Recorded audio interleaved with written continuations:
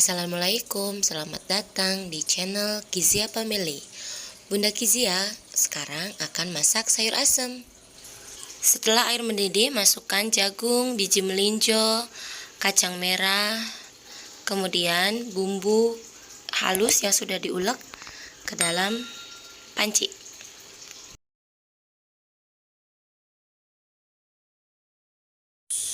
Jangan lupa masukkan asam muda yang sudah terlebih dahulu digeprek.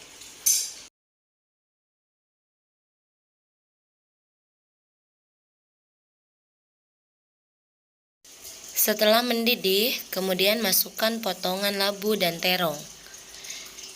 Jangan lupa masukkan bumbu-bumbunya.